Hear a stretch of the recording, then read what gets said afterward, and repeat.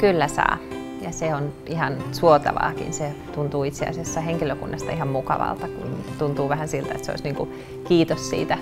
päivän työstä sitten, kun joku joskus muistaa semmoisenkin, että taputtaa. Mä ainakin koen sen niin, että se on niin kuin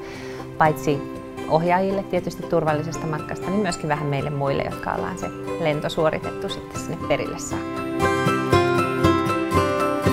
Eli jos lennon aikana haluaa ohjaamaan, niin se ei valitettavasti ole tänä päivänä enää mahdollista, mutta jos on kiinnostunut, niin voi henkilökunnalta sitten, matkustamohenkilökunnalta siinä matkan aikana kysyä sellaista vaihtoehtoa, että yleensä me pyritään järjestämään niitä sitten maassa, eli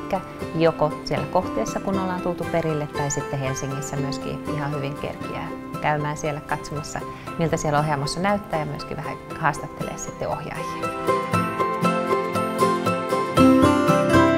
Kyllä lentoemännältä voi pyytää apua siinä tilanteessa, eli hyvin voi kysyä sitten esimerkiksi, että jos lentoemäntä voisi siinä kohtaa sitten ystävällisesti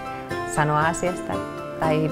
sitten odottaa siihen asti, kun ruokatarjoilu alkaa, että silloinhan me pyydetään ihan automaattisesti kaikkia edessä istuvia nostamaan selkänojat ylös, ja sitten ihan hyvä vaihtoehto on ihan itsekin vaikka ystävällisesti kysästä siltä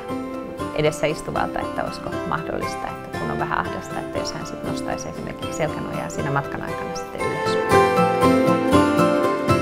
Se on oikein kiva, mutta että semmoinen käsitys, että kun monet matkustajatkin aina kysyy, että jäädäänkö me sitten pitkäksi aikaa perille, niin sanotaanko näin, että kesäliikenteessä, kun me lennetään tuossa Välimerellä, niin me tullaan aina saman tien takaisin, ja sitten talvikaudella, kun lennetään vähän pidemmälle, niin sitten yleensä ollaan 1 tai 2 yötä kohteessa, että ei sen pidempää, ja se on ihan kiva välillä sitten kyllä tietysti käydä jossain tuolla maailmallakin, mutta että kyllä kotikin on ihan mukava paikka. No, lentopelkosen matkustajan kannattaa kyllä siitä mainita koneeseen tullessa henkilökunnalle, ja tietysti jos on oikein kovasti lentopelkonen, niin ehkä siinä matkanvarausvaiheessa kannattaisi sitten jo mainita siitä, niin silloin se tieto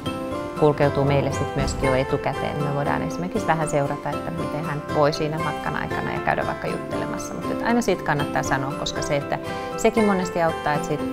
puhuu, ja meillä sitten on ehkä enemmän semmoista tietoa asioista, että kun monestihan se on, saattaa siihen liittyä semmoista, että on esimerkiksi ääniä tai jotain muuta, mitä ihmettelee ja miettii, että mistä se tulee ja kuuluuko se ihan normaaliin proseduuriin ja niin edelleen, niin meiltä voi aina kysyä, niin kyllä me kerrotaan sitten parhaamme mukaan.